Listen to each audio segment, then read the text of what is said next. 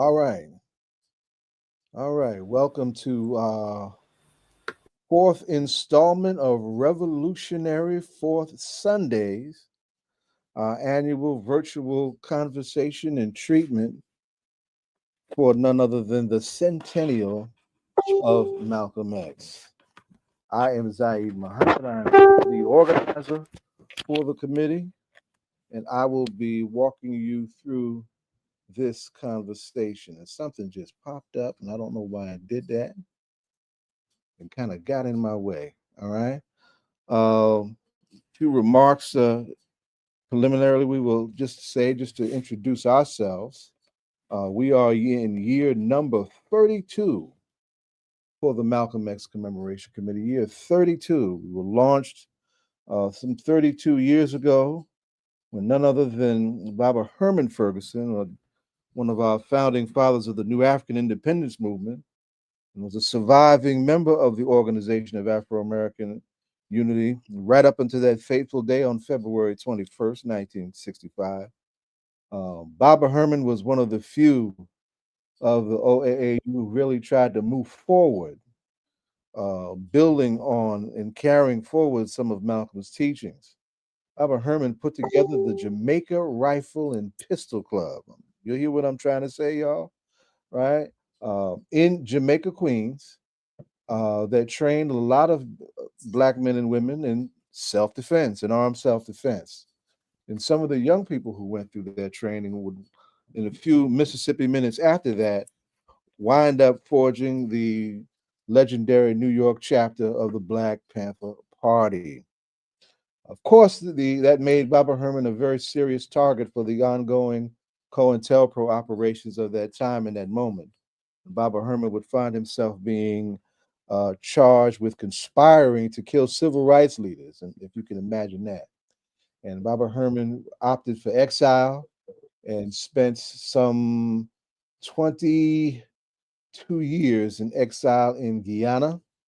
And he wasn't a passive exilee either. He was very active in that new independent black country's development.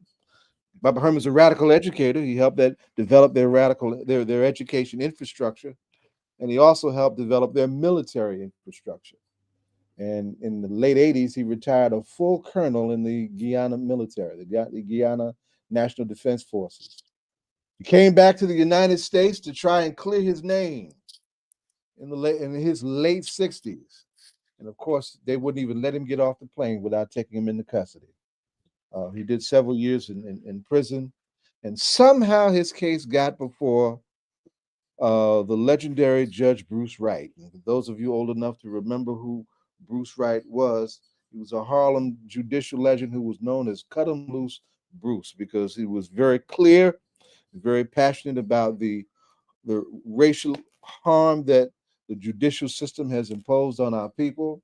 And whenever he had the latitude to do so, he would relieve our people of harm and would literally let folks go if he thought it merited that. And he did that for Baba Herman. Baba Herman, as soon as he got out, pulled together some of the surviving members of the OAAU. And at the time, we were quite young.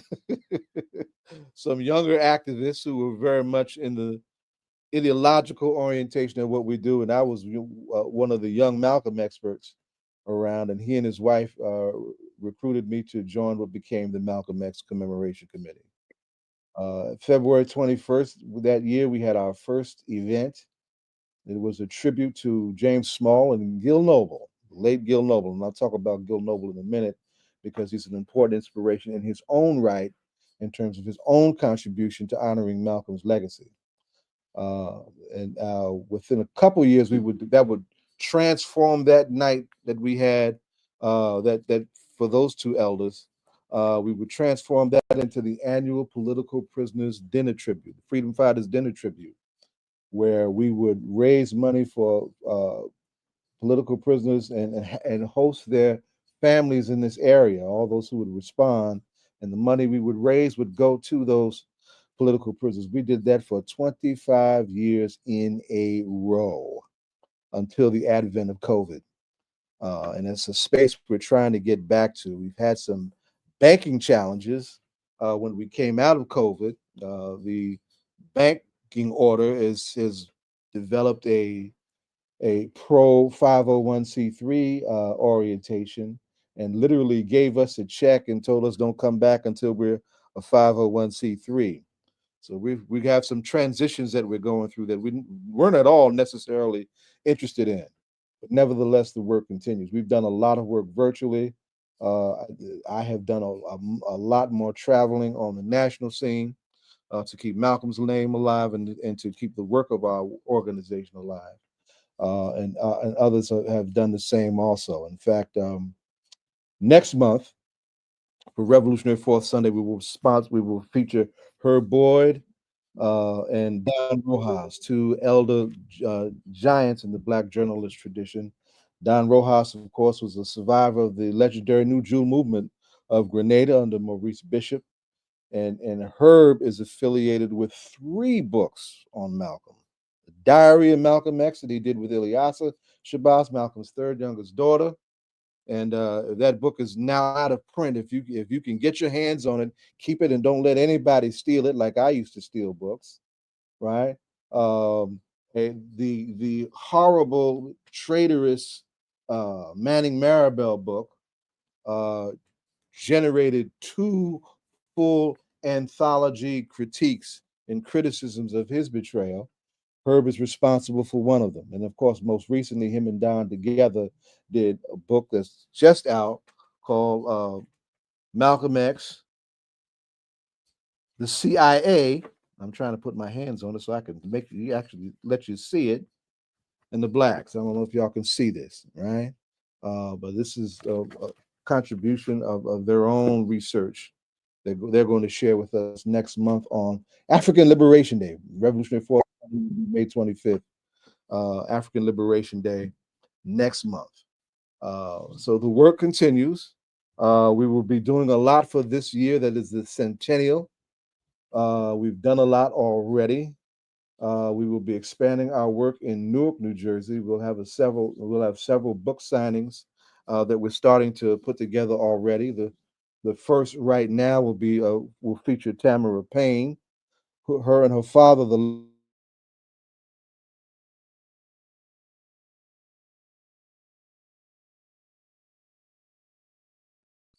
her father's. Did I go out? Oh, I need to go back then. Well, I don't know why that happened. I tried to adjust my bandwidth so I'd be all right. But then pardon the interruption. I was just saying that Les Payne and Tamara Payne were both founding members of the Malcolm X Commemoration Committee. And Mr. Payne was working on a biography that we were all looking forward to, but he transitioned before he could finish it. Tamara found his papers and did what she could to rescue our Rising, a very critically acclaimed book on Malcolm. We'll be bringing Tamara into Newark on July 20th at the Source of Knowledge bookstore. That'll be one of several events like that. We'll also be doing some community-based film screening that we're calling the Malcolm X Human Rights Film Festival. It won't be a commercial, celebrity-based film festival. It'll be practical conversations around films that support struggle. We will start in Newark with a series on reparations. There will be a national mobilization for reparations in DC on May 17th. I'll be one of the speakers there, as will a whole lot of folks. When we come back from that, we'll have in motion several teachings based on reparations in Newark as well. So the work continues, right? Joining me right now, all of our work always involves the plight and the need to support our political prisoners, not just at dinner, but anything, right? And we're proud to have with us Kasise Siddiqui, the daughter of Kamau Siddiqui. Her father is the last New York Panther in custody, in the hands of the state, and we need to do all that we can to end that ordeal for that brave and good brother and comrade and freedom fighter. Kamau will be coming up for parole in a little while, and that's going to demand that a lot of us step up and do some things to support his parole bid. We must say that even we know how vicious and unethical and how false so much of the COINTELPRO operations are. There've only been like 2 or 3 political prisoners from our struggle who have been released and exonerated. Most have gotten out having done their time and on parole and never have been exonerated, right? And I'm speaking of Geronimo Pratt and Deruba Ben Wahad. Everybody else has done a hard time all the way through, many over 40 years. Our last New York political prisoner to come out was Jalil Muntakim, 49 years in prison. We've lost folks inside. Uh, uh, Abdul Majid, Bashir Hamid, Chip Fitzgerald, uh, Ed Poindexter. We've lost folks inside. Tell no lies, claim no easy victory. So when we say we need support moving forward for our freedom fighters, we absolutely mean that. We damn sure should not lose any more on our watch. So I'll do a brief libation statement. We're going to bring Kasise in and talk about what's happening with her courageous father, and we'll go deeper into the day and the work that's at hand. So for the directions, the north, the south, the east, the west, Ibaye, Ashe, Ibaye, Ashe, Ashe, Ashe. I mentioned Baba Herman Ferguson, our founding chair, former Freedom Forum political prisoner himself, and one of the founding fathers of the new African independence movement. We say his name, we say Ibaye Ashe. Yuri Kuchiyama, uh, international legend of international human solidarity and a pioneer in nuclear disarmament. She had a legend attached to her name before she even met Malcolm, and Malcolm was able to bring her into the OAAU with him. In fact, she's associated with that fateful epic pick of when Malcolm is down, or after he was uh, uh, shot and attacked on February 21st, trying to save and revive him, because she was also a legendary medical worker. Yuri Kuchiyama, we say Ibaye Ashe, Ashe. And I'll say several others from the Earl Grant, Butch Gladstone, Gene Reynolds, right? Strong warriors who stood with Malcolm thick and thin and were founding members of the OAU. We say Ibaye Ashe, Ashe, Ashe. I mentioned Les Payne, right? We're very proud of Tamara's rescue mission, and both were founding members of the Malcolm X Commemoration Committee. We say Ibaye Ashe, Ashe, Ashe. Uh, Folks we have just lost, dear to us, right in this matrix of discipline and commitment, Sekou Udenga, Tulu Shakur, right? Represent the best of of our tradition and those freedom fighters we're trying to get out, right? Two brave warriors and the other a brave healer and warrior. We say Ibaye Ashe, Ibaye Ashe. And of course, our former chair, Decree Siddiqui, is going to be moving back to us as a board member, right? And we're very proud of the work that we've gotten from Decree over those years. She and I are political. We were both bred by Panthers politically when we were quite young, some many years ago. uh, so with that, we'll wind that and acknowledge his ancestors. We will acknowledge his father, his mother, Earl Little, Louise Little, incredible Garveyites, brave and bold, and both paid the price for their courage, trying to raise their family. We say Ibaye Ashe, Ibaye Ashe. Malcolm's big sister, Ella Little Collins, who gave us the pilgrimage to the gravesite, understanding the importance of ancestral veneration way back then, learning from her little brother. We say Ibaye Ashe, Ashe. This will be year 60 for the gravesite ceremony, and we will be there. And as we always are, we've got folks coming from all over the country. Malika Shabazz, the youngest of all of his children and one of the twins who we lost several years ago. We say Ibaye Ashe, Ibaye Ashe. And of course, Dr. Betty Bahia Shabazz, his beloved queen, who after we fought and secured the reclaiming of the Audubon Ballroom, she had the vision to convert it into the educational center that it became, and is now the Malcolm X and Betty Shabazz Educational Center for Dr. Betty Ahia Shabazz, we say Ibaye, Ashe, Ashe, and for our revolutionary forefather, right? None other than our beloved Black Shining Prince. For Malcolm X, we say Ibaye, Ashe, Ashe. So we begin as we end as we begin for the four directions: the north, the south, the east, the west. Ibaye, Ashe, Ashe, Ashe, Ashe, Ashe. Oh, now today, 1962 was the haunting anniversary of the killing of the treasurer of the LA mosque, mosque number 27, by the LA police. There was an attack on some brothers who were just outside of the mosque trying to figure out their day and taking some things into the mosque, and they were confronted by the LA police. And as Malcolm would say, all hell broke loose. And there's several stories in terms of what actually happened. One version is that they just came in shooting. The other is that they tried to bum rush the mosque, and the brothers defended the mosque and were wounded in the defense of the mosque. There's another version that says as they pulled out their guns and started the armed action, that some of the brothers actually tried to disarm the police with the self-defense training that they had in that way. But at the end of it all, seven were wounded, and Ronald Stokes was the only of the seven that was whose wounds were fatal.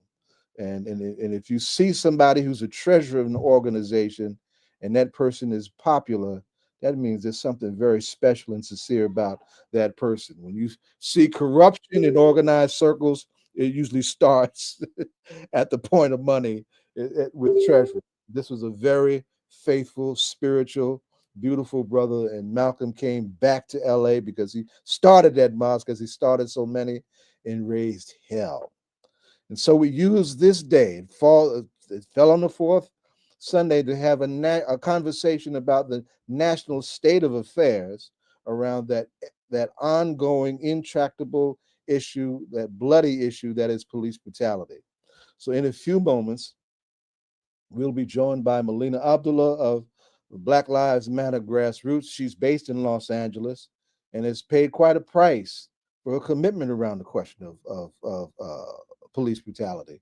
And Kamau Franklin of Community Movement Builders. Kamau is from New York and is one of our young heads that came out of the New African Independence movement through the Malcolm X Grassroots movement when he was quite young, and he's become a people's lawyer and a serious hellraiser down in Atlanta, and is building out this new formation called Community Movement Builders, and was front and center on this question of what we call stopping Cop City down there. So we're looking forward to that conversation, but I needed to give you that background. And of course, where does Malcolm's legend begin as Malcolm the Revolutionary?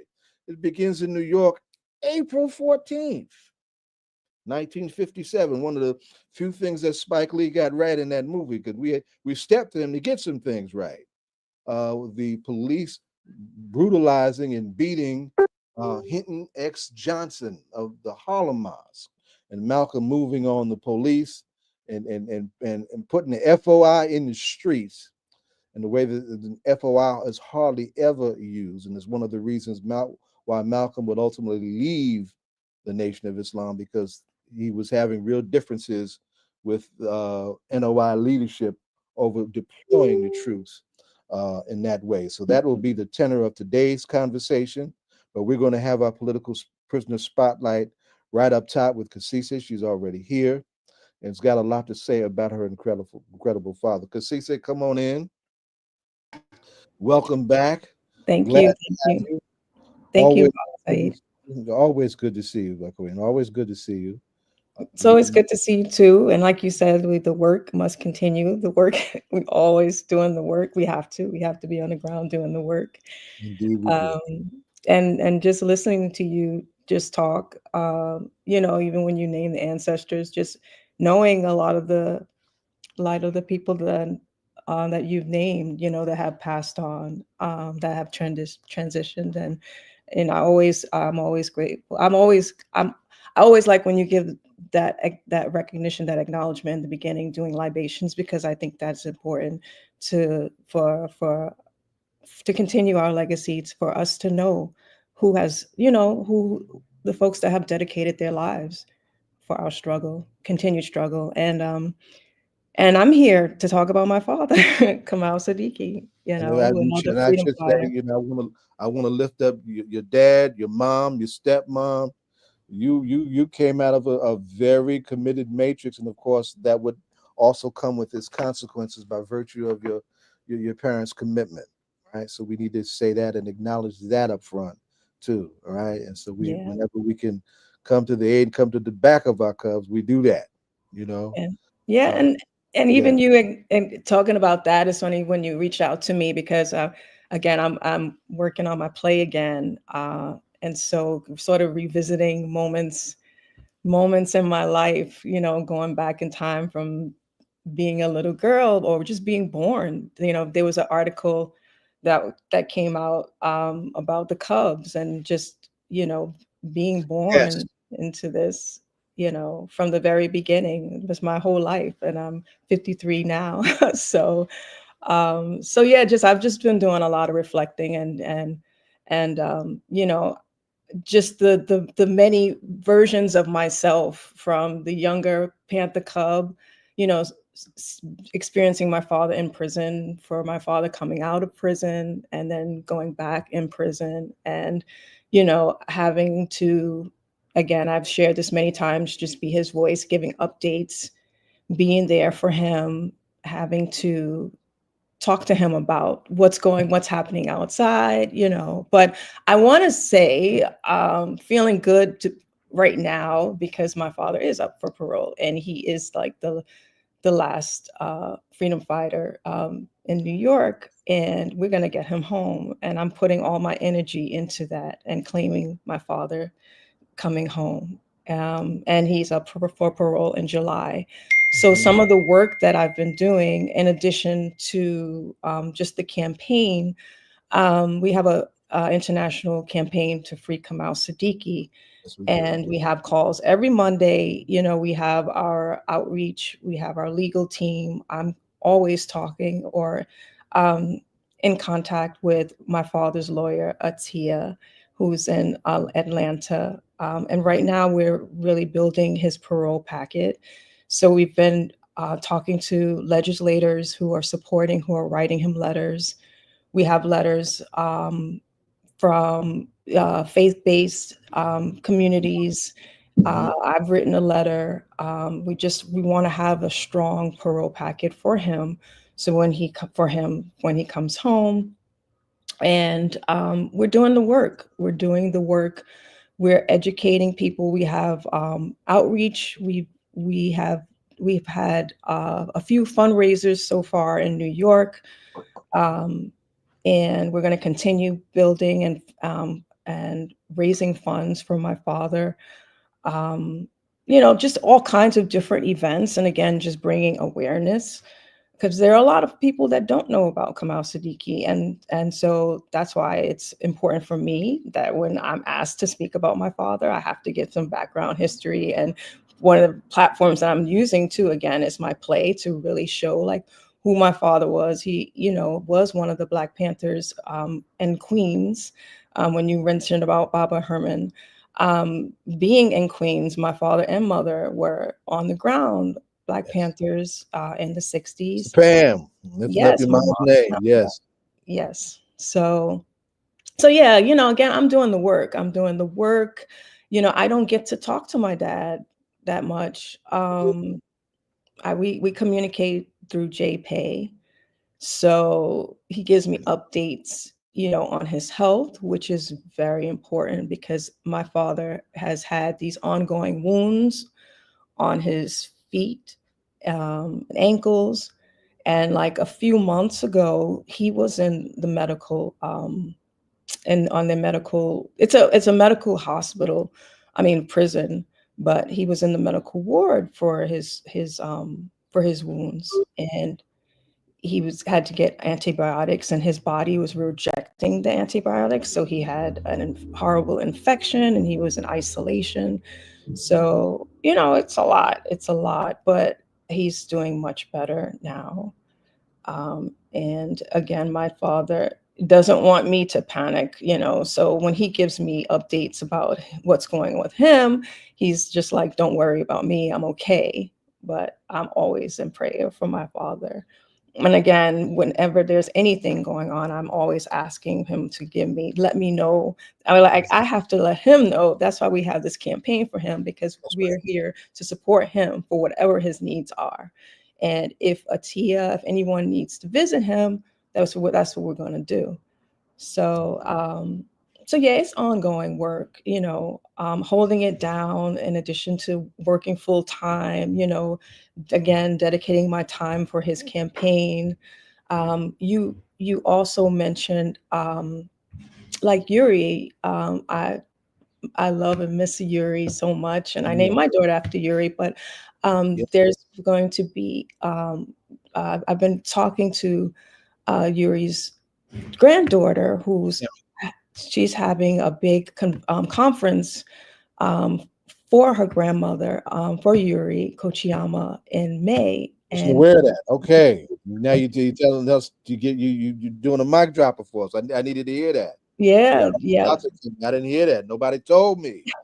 yeah, she's gonna send me information. But again, this is these different spaces to, like you're doing, you're holding this live stream, educating people about Malcolm, Baba Malcolm, and you know, with Yuri Kochiyama, like we're gonna Akemi's using that space for her for Yuri's archives, and she's giving me the space to be able to talk about my father, you know, uplift who he is. You know, I'm gonna be talking at Hostos too on next Tuesday with some students, just you know, about my dad. So I So that's information we will have it on blast. yeah, Absolutely. yeah, Absolutely. um, Let me just put a pin on a couple things that you said that I want our audience to appreciate, and folks, feel free to jump in the chat if you want to do that. About telling us where you're chiming in from. We get support from literally all over the world on our watch too. We've got a big sea of supporters in London, Ghana, and other places. You know, and in addition to our folks here in the states. But the article that you mentioned was dropped by the Guardian. right, the Guardian. It's an independent English publication. It's based in London, and it's spotlighted Fred Jr. It's spotlighted Malkia Cyril, right? Hmm. Janice Cub, and it's spotlighted. Oh God, I'm looking right at Salah, Eleanor Malkia, uh, Lane Brown's daughter. yes, I can't think of Elaine's daughter's name, but yeah, it's spotlighted Elaine Brown's daughter, and then and Emory Elaine's. Douglas's daughter too. Oh, I didn't see that. Hmm. I didn't see that. I've been trying to do something with Emory for decades. I bore the challenge of trying to be the minister of culture in the new Black Panther Party on the shoulders of him being the minister of culture in the Black Panther Party, and I ain't no Emory Douglas. For my own creative stuff notwithstanding, Emory is indeed the minister of culture. Oh, so that's that. And we need to get hold of his family too on that for sure. But And the yeah, Schultz and yep, Russell, and Sharon is Sharon, in the and article. Aretha, the Hmm. children of the legendary Maroon Schultz, uh, 49 years, one of the most feared in the Black Panther Party by the state, and he caught hell. Uh, his book is going to be one of our book features in Newark. We're going to try and get them in August, as close as we can to Maroon's birthday. Maroon was a Black August baby. August 23rd is his birthday. But the things that you raised about your father's health, we got to put a pin in that, because getting sick in prison, being in prison and getting sick is no place to be. Being sick in prison and being a political target of the state is absolutely no place to be. And more often than not only are prisoners mistreated and faced with medical neglect and misdiagnosed, that is compounded by state hostility when it was somebody who has stood up to the state. We just got word a few weeks ago that Imam Jamil Abdullah El Amin, right, was given a diagnosis of uh, terminal stage 4 cancer right? After having a patent serious illness. He had a growth on his face that created a swelling of his jaw. And it was clearly the man was in very bad shape, but had been denied access to genuine medical care for months. And I'm sure that was an exacerbating factor that made his bad condition worse. And that's the kind of things that we have to be concerned with our political prisoners. Mumia Abu Jamal's 71st birthday was just 2, 3 days ago, right? Last several years, we've had a number of issues with Mumia. He went to a diabetic coma for a minute, had to have open heart surgery, all of that, the stuff that our freedom fighters go through in captivity, especially as they start aging, as those years go by, is real. And for those of you who are about, this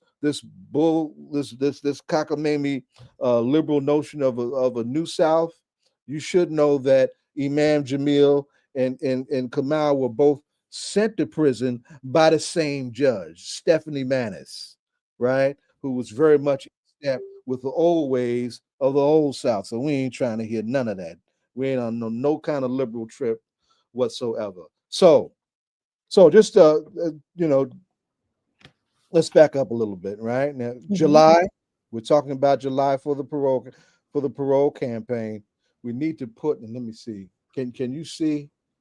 If you put it in the private chat, I'll put it in the larger chat, and we will be putting that out. I have to do our national press release in a couple of days too, so we will have that on blast in the Mississippi Minute, right? Because we definitely want to really step up that campaign. We want folks to also be writing our freedom fighters, right? Well, Yep. more often than not, they're not only taken away and into captivity.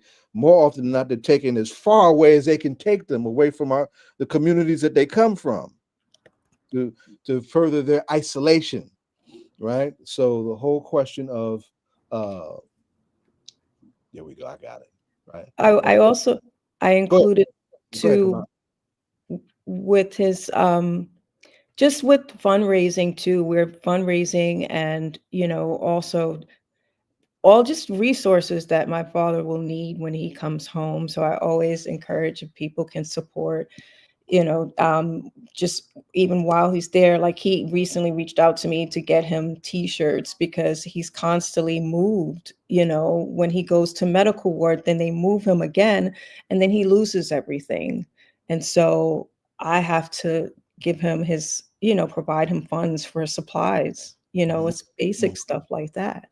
Mm-hmm. So I put in the chat too, in terms of PayPal, just in terms of raising funds for him, in addition to on a larger scale of fundraising, just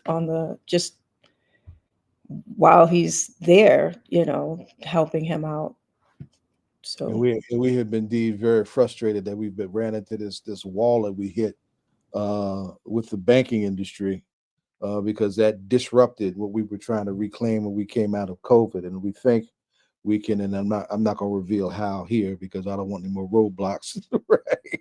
But we think we can finally get out of that this year. And I would like to think that we can reclaim our dinner in its fundraising dimensions uh, uh, by the end of the year, and as a way of bringing together everything that we've been doing to mark the centennial. So let's take a step back.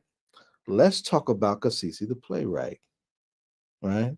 And talk about and tell us about the play itself. Now, I've seen, the first iteration of that. Is it still going to be a one woman show?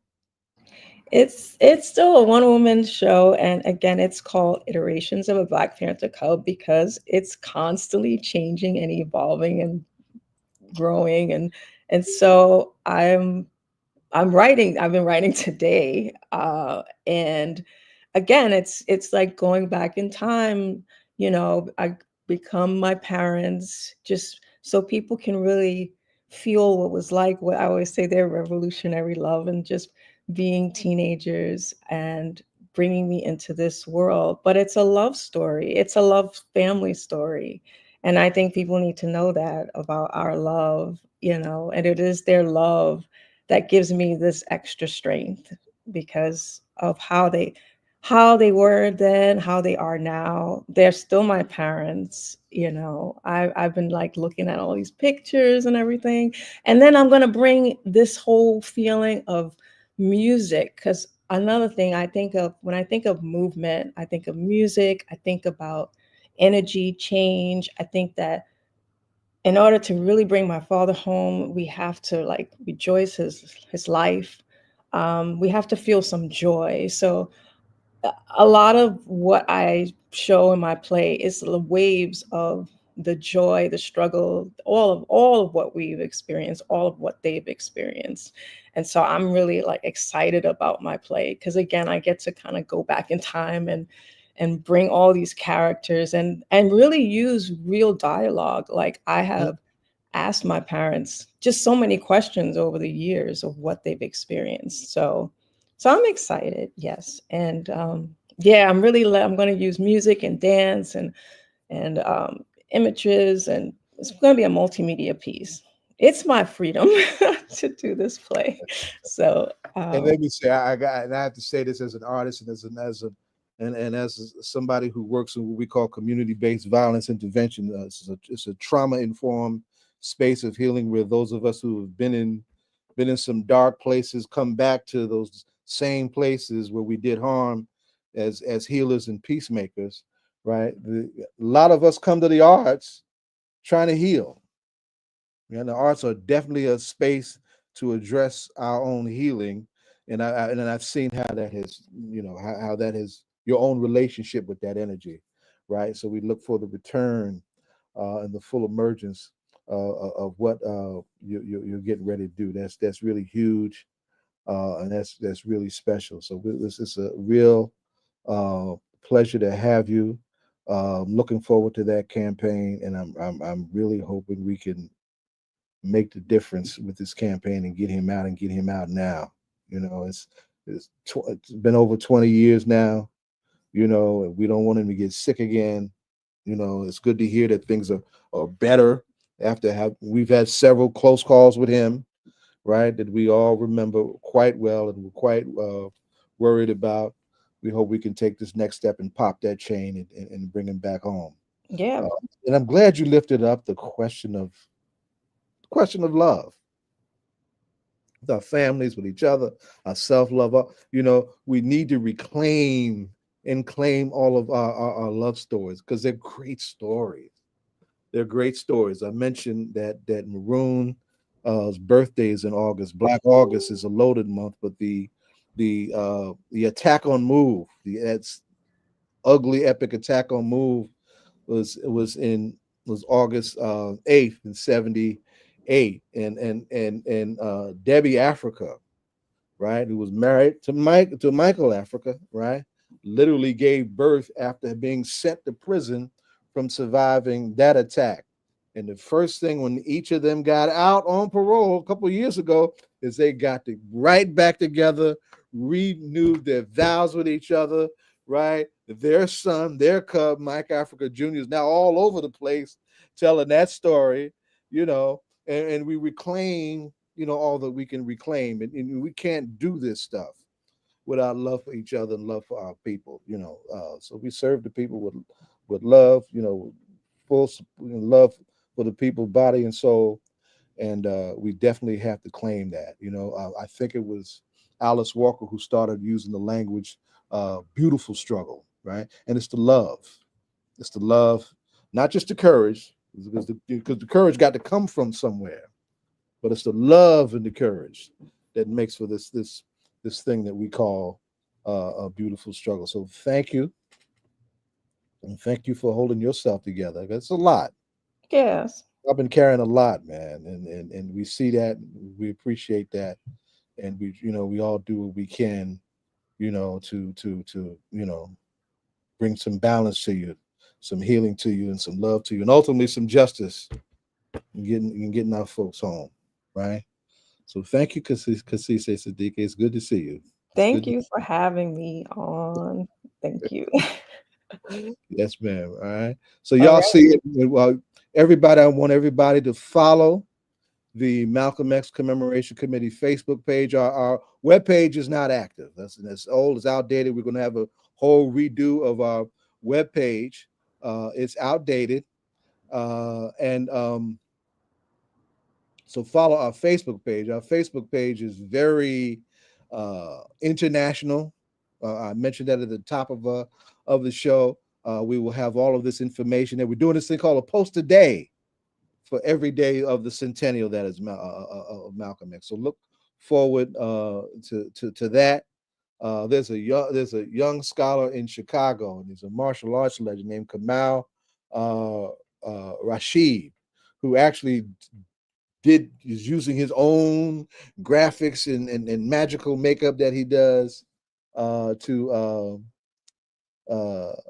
do a poster day. And we were actually doing it without calling it that.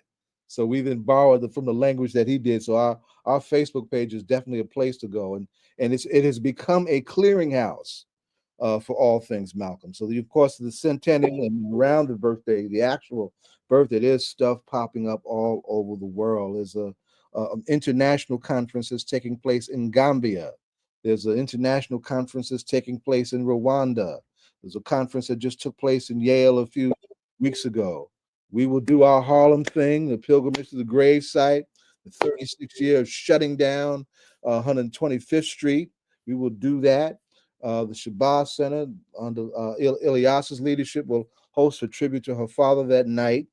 There'll be conversations all around the country. I'll be involved in several in Newark on the 22nd at the Newark Library, and at the Refal Center on the 18th. There is a delegation of Malcolm lovers going to Grenada, the land of Malcolm's mother, Louise Little, right? And that will include one of our own members, Charles Azokili Mitchell, will be a part of that delegation, as will her board and several others. So this is indeed a very full year. That is the centennial of Malcolm X. We're going to bring forward now one of our special guests, and she's literally, and it's characteristic of the work, in the middle of the back and forth between the work, coming through an airport. And if I had known that, we probably would have pushed the hour back so she could breathe. And we have not heard from Kamau. We know how he's busy. But Melina Abdullah is going to join us now. And we're going to have some words from her. And we're going to talk about and amplify this question that one of the foundation dimensions of Malcolm's legacy, this haunting, bloody, nasty, repressive, racist, fascistic question that is police brutality, right? So I want to say welcome to this is someone, Melina, I have no problem saying how hugely special you are to me. You were special to me before I even knew you, because I've been following you and been following the mess you've been going through by virtue of your commitment. By virtue of your commitment. We were just talking about what our political prisoners go through in their captivity, but I really wanted to center you and Kamau because y'all have been in the very forefront of some of the most cutting edge protests around police brutality in this country, and that has come with some ugly challenges. Yeah, for those of you who for whatever reason why you do that, I don't know. But for those of you who watch the romanticized cop shows on TV and the SWAT teams, you should know that SWAT teams were developed in response to the emergence of the Black Panther Party on the West Coast, and SWAT teams were used to attack the Black Panther Party. That's where it comes from, right? So we should not be going for Hollywood's narcotics, right? And be getting caught up in that kind of stuff, because that stuff was built to come for us. And this dear sister has been swatted how many times now? Three times. Right? Mhm. And all you need is one nervous person on either side of that equation, and those things can be deadly. And that's we so when that happens, solidarity is the watchword. We got to rally around each other and have each other's back and do what we do to push the needle. So Welcome, my queen. How are you? Hey, Assalamu alaikum. brothers. Well, alaikum salam. Good to be with you. Where you coming from or where you going? Because you're traveling, that's clear. What's happening? So I'm leaving Birmingham right now. I was here last night to be with our Black Lives Matter Grassroots Birmingham chapter, and an organization called TAKE, which is Black Oh no. mostly ministers There you in go. Okay. the Black Lives Matter Grassroots chapter here, standing in solidarity with Black trans community. So I think they really living here in Birmingham, and I'm on my way to Lubbock, Texas, where a young brother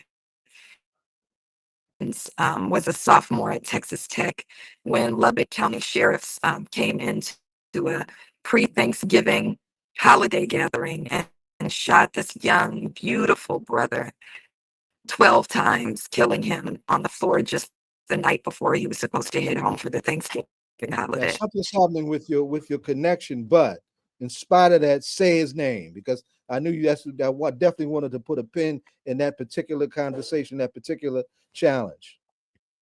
Sure, his What's name is Erskine Jenkins. Erskine Jenkins. yes, yes, and he was in it, and he was in a mental health crisis when this happened, and that He just wasn't the was, way to go. yeah, now it's breaking up for me too. He was in I cut off the Wi-Fi. Hopefully that'll help. Um, Okay, he was at a classmates pre-Thanksgiving gathering, and Lubbock County sheriffs came in and killed him. we have to. I don't know if you're going to be at this conversation that's supposed to take place in Atlanta in June that the LDF is doing. But they reached out to me because one of the things they want to talk about is police violence and our people in mental health crisis. We had a big, we got a list, we got a litany of folks that we have lost over here in Jersey and New York. But in Jersey in particular, we had a fight for what we're calling this Seabrooks Washington building. We named after two brothers who were killed in police custody, well, not in police custody, in mental health crisis, and one was doing community-based violence intervention work. And so we're really pushing hard on the state to make space for that kind of work and taking the work up a notch and creating or giving room for the creation of community-led crisis response teams. If somebody's in a Right. mental health crisis, we ain't calling the police. We calling for help. The police don't know how to help us like that, right? Even the Well, so one, we have to also train ourselves not to call police. Just stop absolutely, calling them. absolutely. So Erskine was not in crisis. He was Oh, okay. just celebrating. No, he was celebrating the pre-Thanksgiving break. Um, and he was a Black man at a white institution. And Lubbock County, Texas is a terrible place to be. That's what we have to remember. It's a sundown town, and more and more we're starting to see Black students be killed by either police or white supremacist violence when they attend these predominantly white institutions. So we got to think about that as well. Where are our children safe? And as the mother of two college students, there's another reason that I told all my kids they can go where they want, but mama's only going to support you if you go to an HBCU. And it's for Right, many reasons, right? right. Including their own safety. But you're right, brother, that I think the latest data is 1/3 of those killed by police are struggling with mental health, which is, a mental health challenge is a health challenge. And so we need money for resources for mental Right. health, resources for the things that actually make communities safe, not more police. More police actually endanger Black people. And so that's why we've been saying, and I know the Democratic Party and the Republicans and all of them hate the term defund the police, but we're still going to say it, defund the police, because that's how we keep Black communities safe. So I didn't hear You about the talking about the LDF Democratic gathering. Party? Oh my God, yeah. Don't You they said make what? You talking about the Democratic Party? Don't they make you sick? It makes me, I mean, when they act like the Democratic Party is the answer to the Republican Party, they Ain't never clearly seen. are not thinking. They're not being honest about who either party is in black communities, that they're both harms to black communities, that they both cape for white supremacist capitalism, and white supremacist capitalism means death for black people. Absolutely. Now I want to put a pin in something that you lifted up too, because the last time we shared space together was around the case of Glenn Foster Jr. in New Orleans, right? Who was killed in Alabama, who was taken into custody and died in custody in a sundown town. I want you to tell everybody what we're talking about when we say a sundown town, because those are supposed to be a things of the Jim Crow past, but that we've finding out that they clearly are not. So tell everybody what a sundown town is. Sure, a sundown town hails from, post-slavery. When my family's from Beaumont, Texas, you know this. Mm, 2 towns over from Beaumont is the most violent sundown town in the country, called Vidor, Texas. And I remember even as a girl in the 1980s, we would sometimes drive through, because to get to Louisiana, Vidor is like the last Texas town before Louisiana. And we passed Vidor, and on the side of the freeway, this is in the 1980s, it said, "Welcome to Vidor. Welcome to Vidor. Don't let the sun set on your black ass." oh my God. So what this means when we talk about sundown towns is, even post-slavery, they would hire black people to do service work, but you could only come in to work for white folks, and then you had to leave by this time the sun went down. There are still sundown towns. Vidor is still considered a sundown town. Pickens County, Alabama, which is where Glenn Foster Jr. Right, was killed, right. is a sundown town. And Lubbock, Texas, where Erskine Jenkins was killed, is considered a sundown town. And some sundown towns aren't even in the South.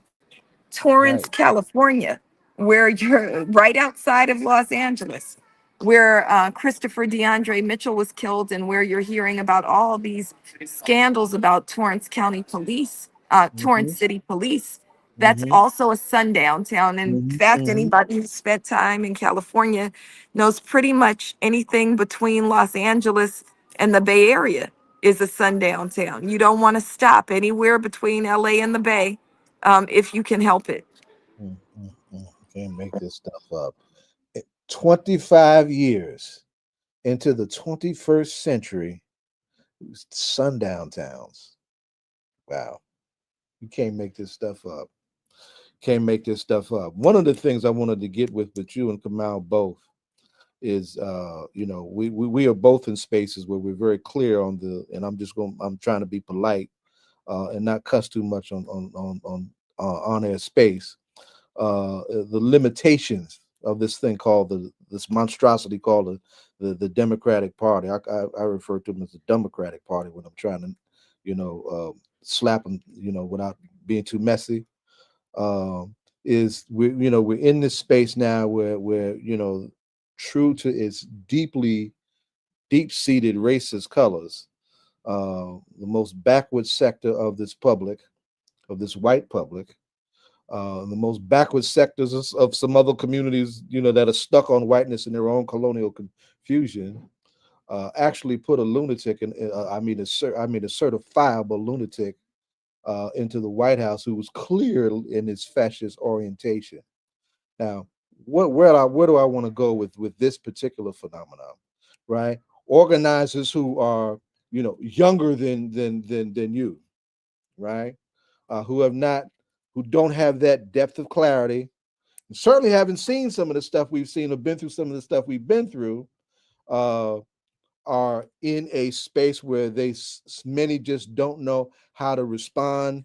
Many have been paralyzed with fear, and some overly dependent on resources that come from that kind of orientation. Are really stuck at a time when we need them not to be stuck. And at the same time, there's a powerful spurt of protest activity that don't give a damn about who's in the White House. And I'm talking especially about the emergence of the international character of the International Palestinian Solidarity Movement, and the young folks who are driving that movement uh, have been uncompromising in their commitment and are moving forward in spite of the hostility that they're facing. So how is the emergence of Donald Trump affected you, the young people you have your hands on in the work? And what would you say to young folks trying to figure out how to adjust and how to function and how to resist in spite of the madness coming from that fool in the White House? So I would say I don't think that my message is to the young people. I think my message is to the more seasoned folks. Follow these young people. These young people are courageous. These young people understand that they are not invested in the system of white supremacist, patriarchal, heterosexist capitalism. These young people understand that they have to be building something new. These young people understand self-determination. These young people aren't tethered to a system that was meant to attack them in the first place. And so we, seasoned folks, need to follow their lead. We sometimes think that we can find a comfortable place in oppression. We sometimes think we have to go along to get along, and we can't. We can't. If we do it, we'll be our own demise. And I think that every time I start to feel a little down and a little bit dispirited by what's happening and a little overwhelmed by the fascism that is Donald Trump, um, and I don't know if he's a lunatic. I do know he's a devil, right? Every time I start to feel that, I look to our young people from both here and far, right? I look to, what's happening on the streets in Haiti, what's happening on the streets in Germany, on what's happening in Burkina Faso in the Sahel region, right? And I think that self-determination and Black autonomy has to be the answer. That is the solution.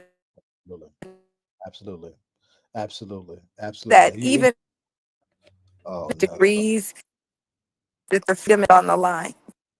Yeah, yeah, yeah, yeah. Can you hear us okay? All right. Melina, we go out and come back in. It's because we lost you. If you can hear me, go out and come back in. I'll filibuster till you do, and then we'll wind down.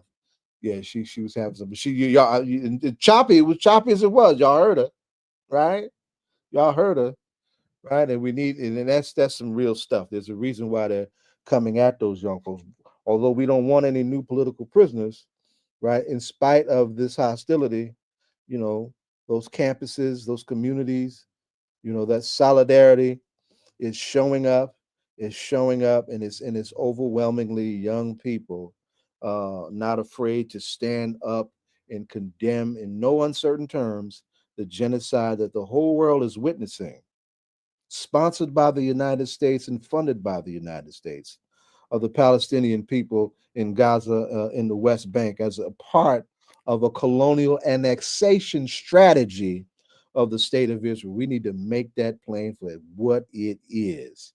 And we were going to have Kamau come on and talk, and we don't know what happened to Kamau, and something probably happened with him in terms of his schedule at the last minute.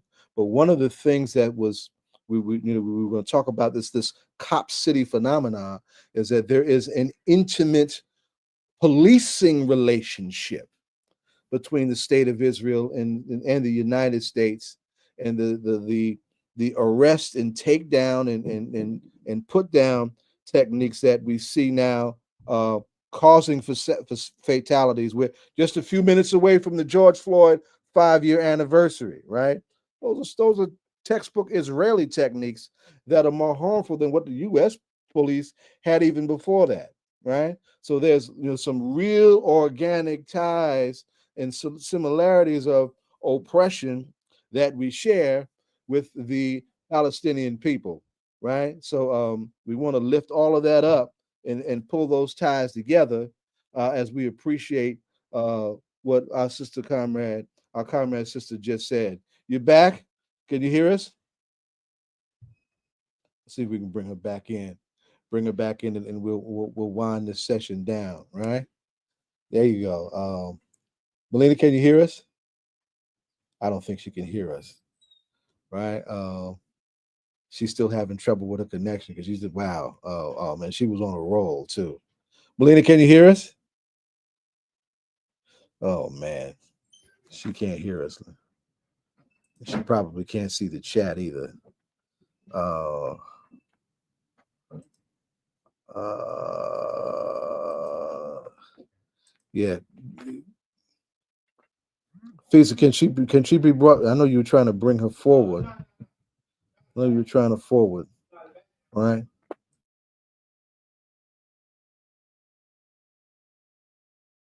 And I'm having some other issues.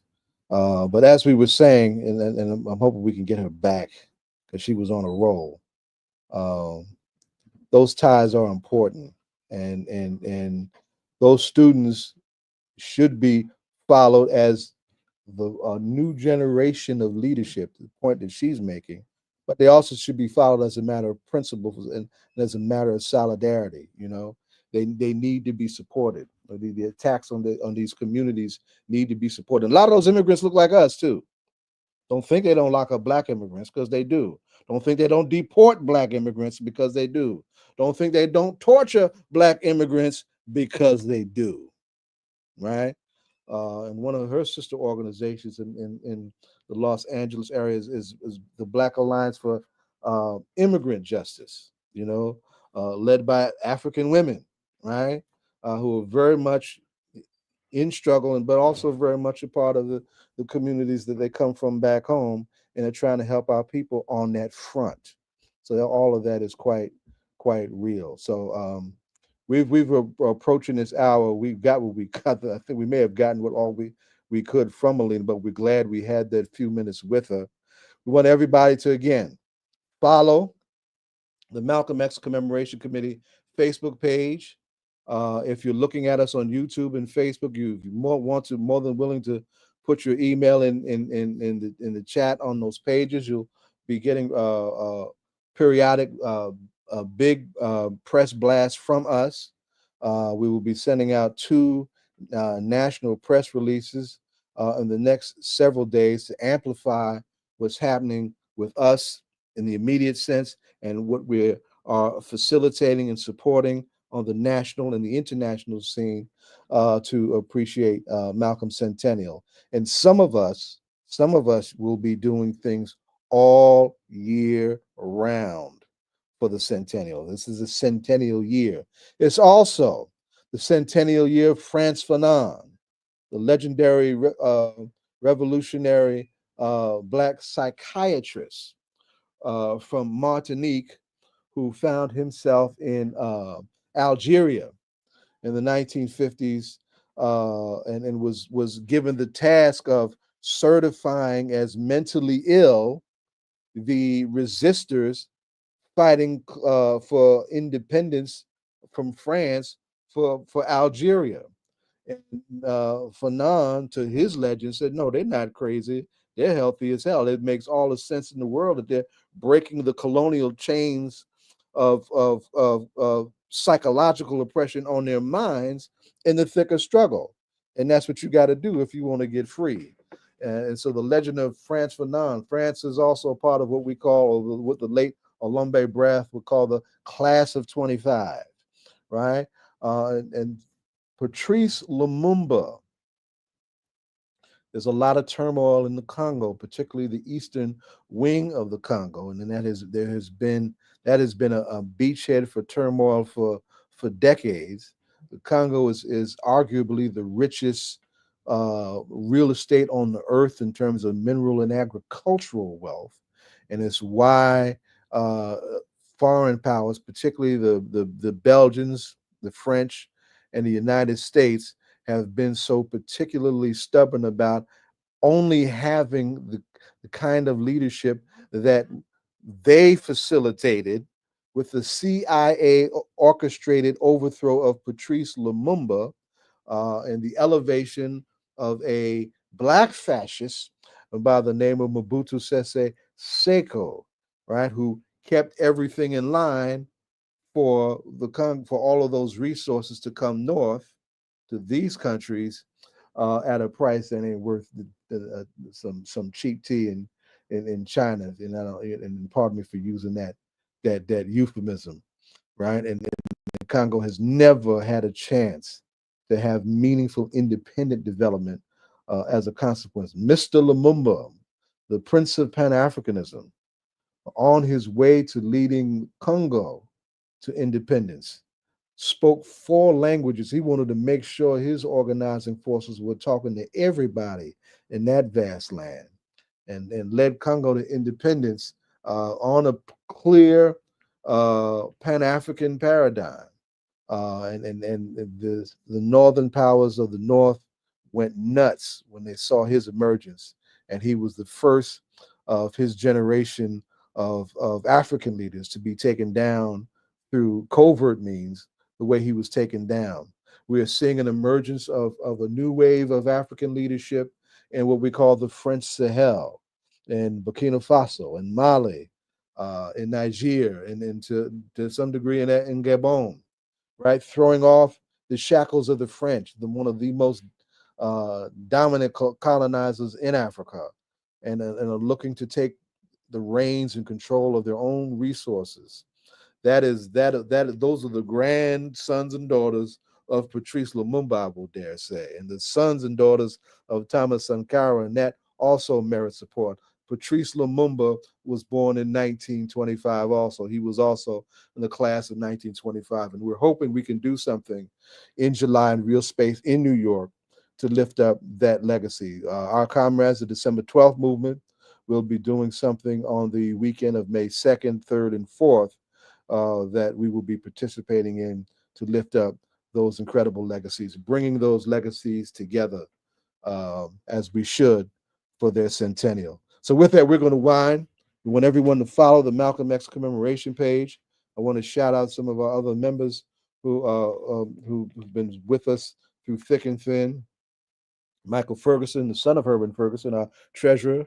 Grace Birch, and I mentioned Brother Charles Ozukili Mitchell, who will be going to Grenada, representing both the Sons of Africa and the Malcolm X Commemoration Committee, and that delegation that will be going to a space created in Grenada in honor of Malcolm and his mother, the great Garveyite Louise Langdon Little. So follow the Malcolm X Commemoration Committee Facebook page. Everything we lifted up in today's conversation will go there just in a few Mississippi minutes after we end this conversation, and we will end it here. We thank you. We say X's and Malcolm is the answer. I want to thank Rafisa Shahabuddin, who's been helping us and in keeping me sane on this tech front. I certainly couldn't do this by myself, and who's been crafting her own legend as an educator in the city of Newark. And I'm looking forward to us being able to do more in Newark with incredible people like Rafisa, and we carry on this work. So we thank you, right? Follow us on Facebook. This is already going to Facebook and YouTube right away. X's and Malcolm is the answer. Free the land. We appreciate you. All power to the people. And we will see you May 25th, 5th anniversary of George Floyd, and the anniversary of what was long ago known as African Liberation Day. With Don Rojas, Herb Boyd, and May 19th, of course, belongs to Malcolm, right? Centennials come. X's and Malcolm is the answer. We will see you in the whirlwind. Thank you very much.